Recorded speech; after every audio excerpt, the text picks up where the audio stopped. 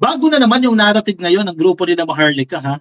Ito daw pong major accomplishment ni PBBM kung saan nasabat ka coffee itong 13.3 billion pesos worth ng ipinagbabawal na gamot na nasabat dyan sa Batangas.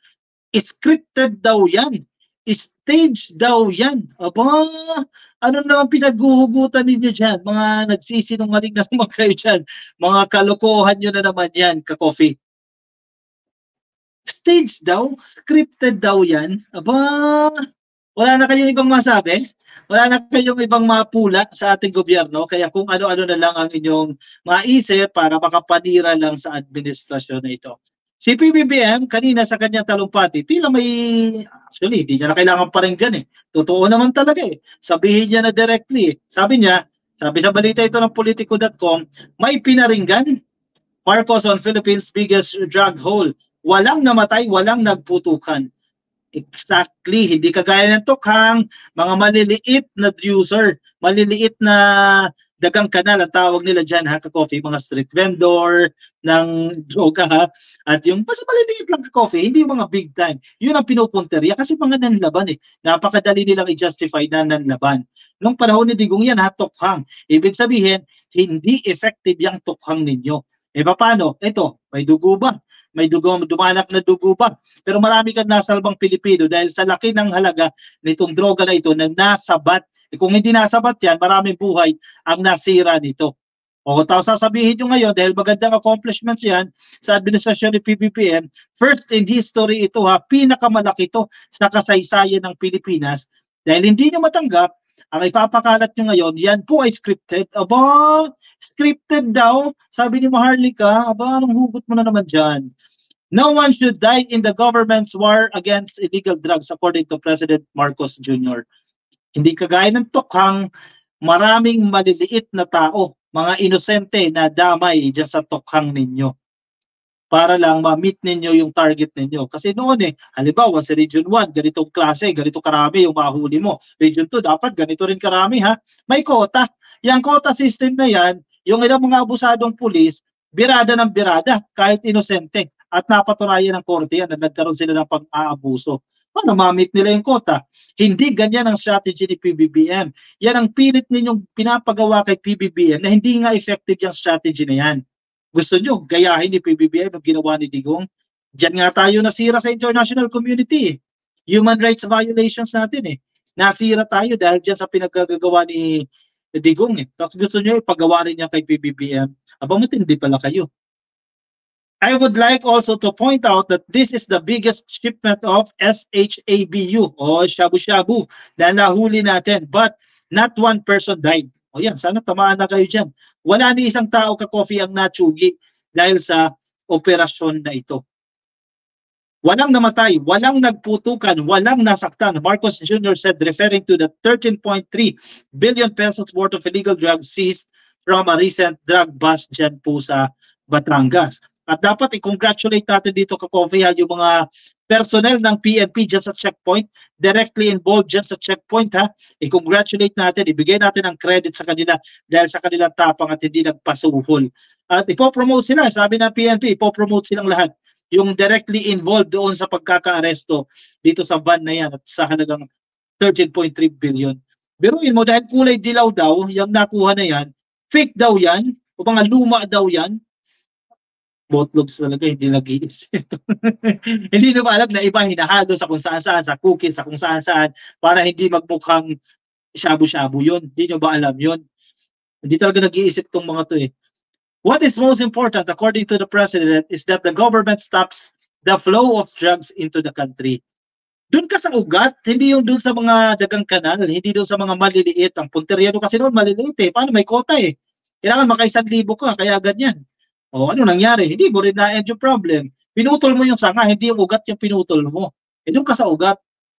Basta't ino-operate natin ng dahan-dahan, yun naman dapat ang approach. Para sa akin, yun dapat ang approach sa drug war na ang pinaka-importante is matigil natin ang pag-ship ng mga drugs dito sa pagpasok sa Pilipinas, sabi ni Marcos. Hindi lang ito ka-coffee yung major accomplishment ngayon, ha. Sabay-sabay, pansinin ninyo. Nueva Ecija nagkaroon din dyan. Sa parting Maynila, mayroon din. Iba't ibang lugar ka-coffee, nagkaroon ng ganitong accomplishments. May mga by bus operations, o mga drug bus operations na nabalita din ngayon, silently working at may accomplishments. Yung iba, bla bla bla bla bla, ang ingay-ingay. Maraming pinapatay ng mga, ay nako. Pero the one thing that's clear, pinasok ito, hindi ito galing dito sa Pilipinas, hindi ito niluto dito sa Pilipinas, galing ito sa labas. Ayan, may mga tiwaling opisyal na naman dyan na dumaan yan sa customs Baka may mga kasabot na naman dyan, hanggang ngayon, di pa rin malilinis yan. Siyempre, yung mga negative dyan, isisisi na naman kay PBBM yan. Kasalanan ni PBBM yan, bakit nakapasok? Kasalanan ni PBBM yan, bakit nahuli? Staged yan. Lahat na lang, sige, bintang nyo na lahat. Meanwhile, Marcos Jr. said authorities are still investigating the source of the confiscated illegal drugs. Mabilis lang yan. May nahuling suspect, yung pinagmulan yan, mabilis silang matitrace yan kung saan nanggaling itong ipinagbabawal na gamot. Ngayon, yung ruta kung saan nanggaling yon, ngayon ay pinag-aaralan pa natin at iniimbestigahan pa. Sa laki ng halaga nito, halos na doble na yung accomplishment agad ng administrasyon na ito dito sa ipinagbabawal na gamot. Na stage daw yan yung narrative nyo ngayon stage daw. Tinanong si PBBM ng isang reporter, ano daw ba? Magbabago daw ba siya ng strategy dahil parang nagiging talamak daw? Sabi ni PBBM, hindi mo babaguhin yan. Effective nga ito nakahuli ka nga ngayon babaguhin mo pa yung strategy. Yung iba kasi gusto nila ibalik yung strategy ni Digong. Maling-mali nga yan daming patunay dyan Court rulings nagsasabi, maraming inosenteng na damay dyan sa strategy ninyo. Tapos ngayon, gusto nyong ipagawa yan kay PBBM. Ano ba? Kayong may problema dyan. Yes to Chacha for a long term for PBBM presidency, Sociopath TV. Unfortunately, hindi po pwede. No?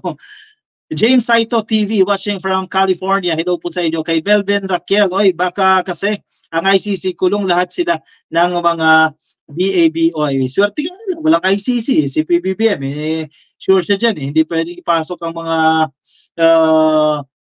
warrant of arrest o hindi pwedeng iserve itong mga warrant of arrest na mga gagaling sa ICC. Swerte nyo, kampo ni Digong, no? Evangelina Denila, oy, coffee muna po, thank you. 3 sachet lang sa Duterte, chugs ka na agad. Gardos up. Exactly. Yung iba nga, estudyante, nanlaban agad diba? Kawawa yung maliliit. Samantalang yung iba, baka nakaka-dinner pa nila, nagpapakasasa pa, enjoy pa. Bye muna. Congrats sa lahat ng nakahuli. Grabe, pero parang naunang nahuli. Di lang yan, sabi ni Mobs Channel. Yan, dadami pa yan. Sunod-sunod pa yan ka-coffee. Pero importante dito, hindi mo chinuchugi. Paano mo mahuhuli? Mahahanap yung ugat yan kung chugiin mo agad yan. Si Senator Oplet, si Gat Andres Bonifacio ay hindi nakatapos ng kolehiyo pero naayos silang tao kaya hindi basihan ang natapos upang mabuting tao, sabi ni Fernando Marcos. Exactly. Hindi mo maintindihan. Matalino naman si Digong, matalino tong si Harry Roque. Pero gano'n yung prinsipyo nila. Dapat college graduate ka.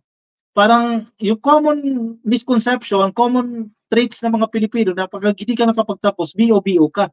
Ganyan yung kanilang prinsipyo. At yan, minamata nila si PBBM dahil second year college lang daw yan. Tinan mo sila. Ang gaganda ng records. Pinagkalulo naman tayo sa China. Dayan Gonzalez, good evening ka-coffee. Bakit ganyan po ang mga anti-Marcos? Ayaw nilang tigilan si PBBM, masyado silang ampalaya. Alam mo bakit? Wala nang tiwala sa kanila So hindi na sila makakabalik hindi na sila makakadikit kay PBBM. So hindi sila mai-endorso sa pagtakbo sa pagkasenador sa 2025. So hanap sila ng tutulong sa kanila para manalo sila. Ang oposisyon, hindi magsama-sama sila dyan. Tingnan natin kung lulusot. Wala na silang chance. Hindi sila makabalik kay PBBM dyan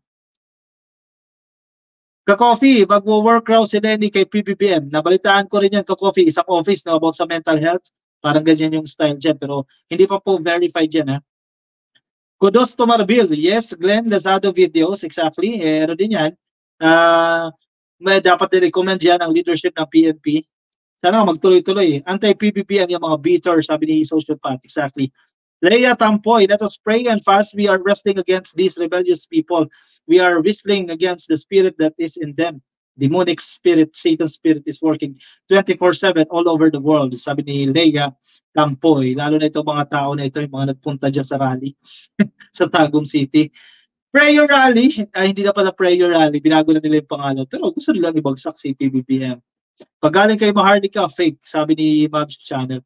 Karamihan dyan, may mga totoo dyan, bahagya lang, pero mostly mga peke yung mga pinagsasasabi niyan dyan.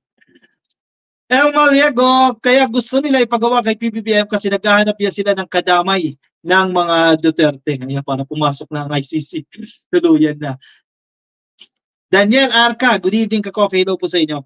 Yung mga ka-coffee natin na nakikinig sa Facebook, happy viewing po sa inyo kay Leti Matsura, kay Marilu Montero, kay Jeka Soberano, Magnaye, sa lahat po ng Magnaye na nakikinig sa atin, happy viewing po sa inyo kay Kim Santos at kay Jemias Gorio. Oy, si Ma'am Brenda Dicano. Ma'am, thank you sa iyong stars.